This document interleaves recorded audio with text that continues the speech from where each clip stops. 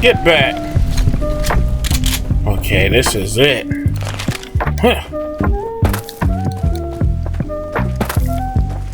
Guess we go. I guess we get in there from the tunnel. Maybe it might be an entrance in the tunnel, the train station.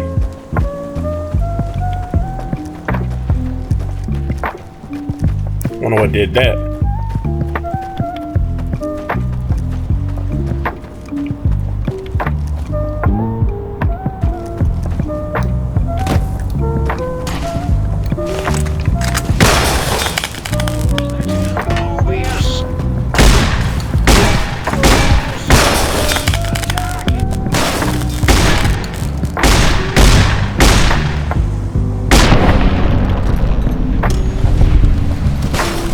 I knew it.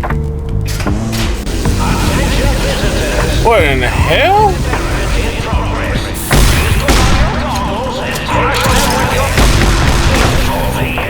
Oh shit!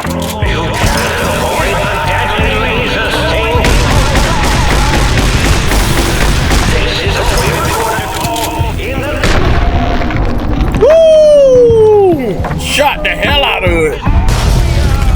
Damn!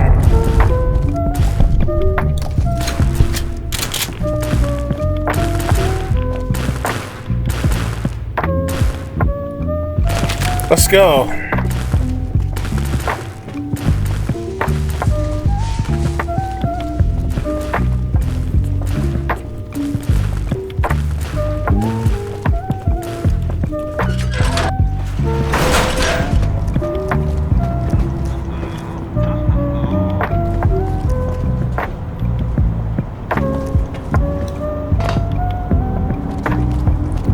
Hey, don't annoy me. You know I'm here. Huh? Oh, hello there. You are there, aren't you? Forgive my confusion. So hard to tell these days. You seem familiar somehow. I'm guessing you're here for your brain, perhaps? It's just up there. Such a nice brain, young, very bright. A little hard to see you. Can you walk into my left, right FOV cone? Ah, that's it. You're coming into focus nicely. Surrender, Mobius? I don't want to fight you? Oh, well, that's good. Were we supposed to fight? I certainly don't feel violent, but, well, these contraptions make it hard to tell. I've defeated your giant robo scorpion. You're next. Whoa, did I leave that on? I thought I'd powered it down. Was wondering what was causing the power outages. You aren't exactly what I was expecting. Really? That implies preconceived notions, theories, and a hypothesis about this meeting? Please extrapolate. What was I supposed to be like? It might be worth a cognitive realignment if your theoretical Mobius is better than I. Why did you steal my brain? Oh, a variety of reasons. You're something of a homily. Anomaly?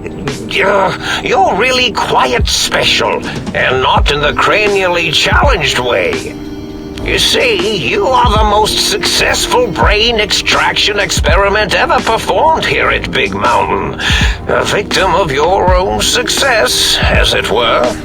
If you were to go back with what your brain knows about the procedure, well, your brain could be popped back in and you could walk right out of here. Can't have brains moving around of their own volition. Well, exactly. I want my brain so I can leave. Now, that seems to be rather hormonal of you.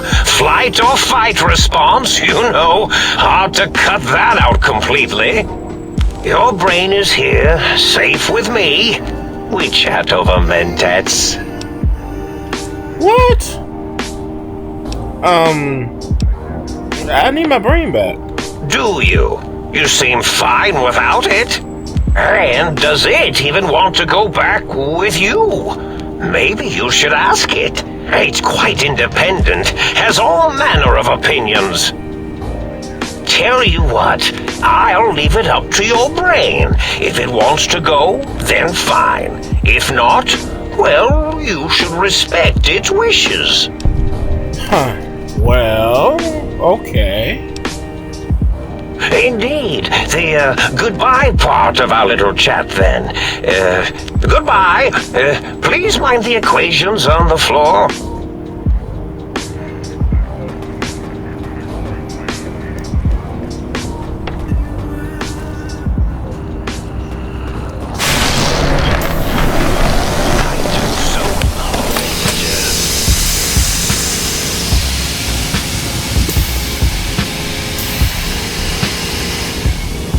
How do I get you out of there? Well, well, look who finally dragged themselves in out of the wasteland. Oh. And where have we been? Crawling through pits of radioactive muck again? Are you my brain? Ah, lovely. Figured that out, have we? Would you like a cookie? There's no need to be sarcastic. Meeting your own brain is slightly odd. Yes, well, believe me, the opposite is equally true. Good Lord, have you bathed at all since they pulled me out of you? I've been busy. Oh yes, I rather expect you have. You must have been swamped, you poor dear. Why don't you relax and put your feet up? I've just been traumatically scooped out of my body and plugged into this jar. That's all. But you've been busy. Why are you acting like this? Well, that's a fine how do you do. Me, a quote, dick, unquote, as if I'm the one responsible for the way you carry on gadding about the wastes. I'm not the one that makes us clamber around Technus-infested ancient vaults or go charging off to New Vegas on missions of ill-conceived revenge. And have we forgotten who got us shot in the head and buried in a shallow grave? Do you think I enjoyed that little moment? I didn't realize it caused you so much distress. Well, maybe next time you hear me telling you that charging a nightkin with a penknife is a bad idea. Don't you want to be reunited? I thought you'd be happy to get back into my head. I'm not going to lie to you. The prospect is definitely not that appealing. Look at it from my perspective. Here I have peace, quiet, and safety. Well, barring the odd rogue scorpion. In your head, I've got poison, radiation, grisly injuries, and biological functions. Do you know how much more you can get done when you're not constantly looking for places to urinate? It's quite a lot, I can tell you. But what about the good things? What about a cool breeze on your cheek, the smell of food, love? Overrated biological feedback. Believe me, you only feel that way because you've got all that meat. Oozing homo. Well, isn't it just as true that you only feel this way because you're lacking the hormones? I suppose you're right. That does call certain assumptions into question, doesn't it? So we're at an impasse. You can't feel what I feel, and I can't think the way you think. Indeed. Quite the conundrum. How do you suppose we resolve it? How do you think? I suppose there might be some advantage to that, yes. There's a chance that the reintegration would create some improved synergy between us. So what do you say, Brain? Join me for some more wild adventures. Well, I suppose you've convinced me well enough. I'll rejoin your body if that's your final decision. Unfortunately, before we get to that stage of the proceedings, we have a problem.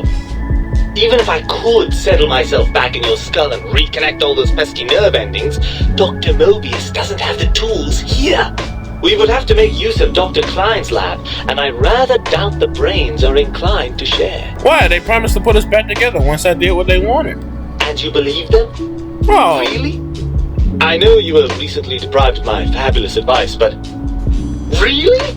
Once I'm delivered into their clutches, they'll find a way past the radar fence and the whole Mojave will be their playground. And that is assuming, of course, that one of them doesn't take a fancy to our body and decide to slip his own brain into it instead. You're a part of me. I know you don't want to let that happen any more than I do. Well, I suppose I do miss those endorphin rushes when we save the day. All right, what's the plan? If the think tank won't hold up the end of the bargain, we'll make them. Let's go. Right. Look out, think tank. This brain is coming out of its jar. I suppose now that we're reunited, you'll want to fill your torso up with those other meaty parts the think tank took from us. Personally, I think your upgrades are quite a bit better. But now that I'm with you, the synced autodock can plug them back in no problem. Right then, off we go. Clyde will be in for a nasty shock when he realizes the pacification field won't work on a mind and body reunited. What, I got my brain in my pocket or some shit? Oh, and thanks. Mobius, whatever the fucking name is.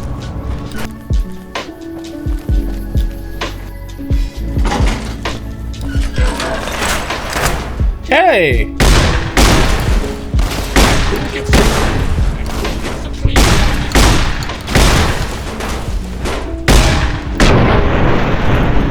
Woo! Hey, we ass up in there.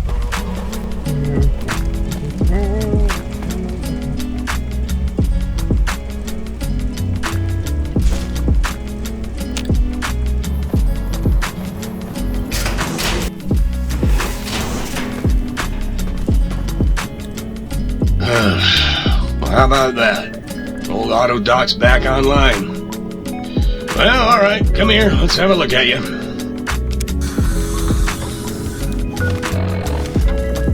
Okay. Got my spine and my heart back. I found my brain. Now you and I are gonna settle things. I recommend watching your tone with me, lobotomite. Now, your brain. Hand it over, or we'll extract it again. I knew it. You have the brain, we have the technology. All you must do is surrender. With it, we can finally leave this place. I cannot tell you how boring this place gets, chopping up the landscape and everything in it. And we have so many questions to ask your brain first. About this Mojave place. A fertile testing ground for our experiments. You think I'm the lobotomite? No. For my skull houses the brain of Mobius! That is the most insane thing I've ever heard. There's no way Mobius would condescend to step inside you. Besides, there's no way such a thing could be accomplished. It's impossible. Nothing is impossible for science! You speak the truth, and the decibel variation in your voice, it is Mobius. How dare you breach the think tank? And what do you want here? I offer a deal. Stay here, stay put, and I'll let you live. That's no deal at all. There's a whole world beyond the crater, filled with ideas and possibilities. We could have escaped, seen it all for ourselves, tested it, prodded at it, made it squirm. I will permit you to do this. I will permit you to do this for me. Partner with you? My foe? My rival? My foremost critic? I have a strange sensation that I would like that. How odd. Very well, partner. The think tank is at your service as long as you do not destroy us.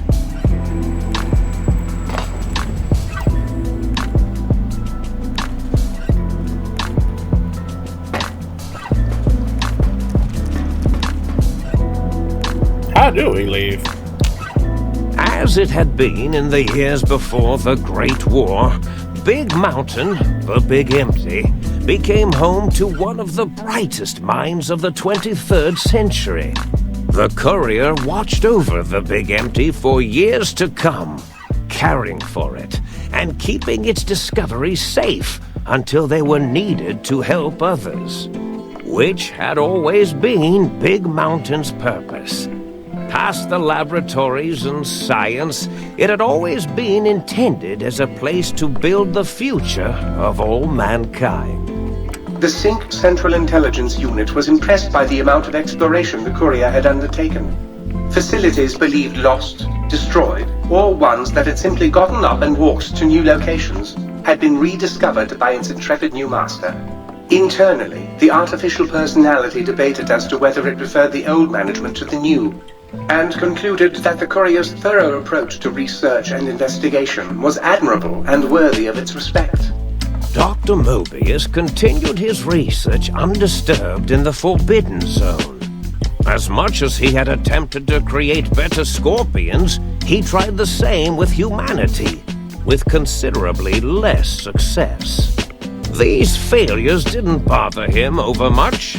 Once the rush of mentats wore off, he forgot he had failed in any event. After all, the bright young mind who had come to visit him in the Forbidden Zone had already exceeded his expectations.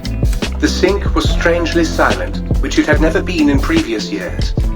The lack of personality modules made the base lifeless and sterile.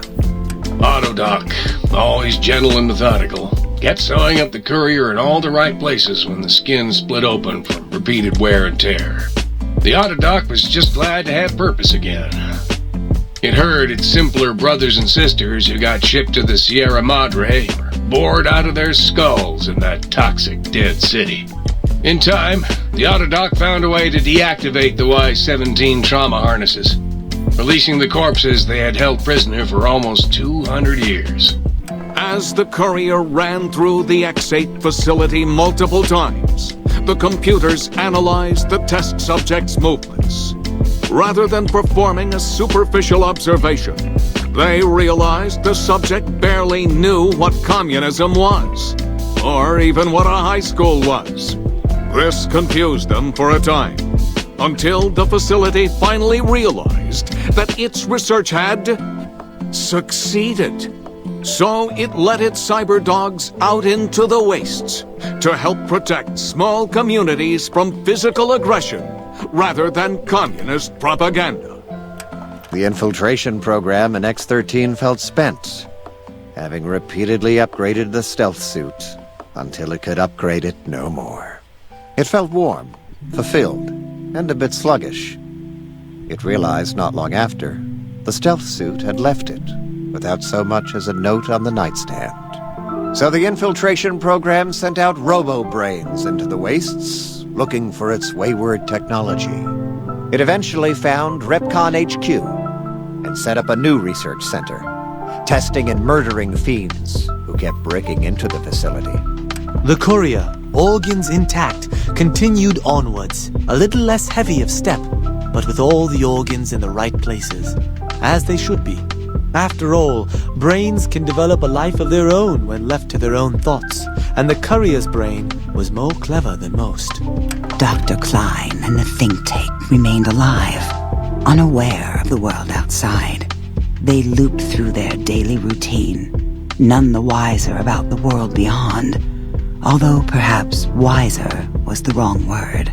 The world outside belonged to the courier, and if anyone would shape it, well, the courier had already called dibs. There is an expression in the wasteland, old world blues. It refers to those so obsessed with the past they can't see the present, much less the future, for what it is.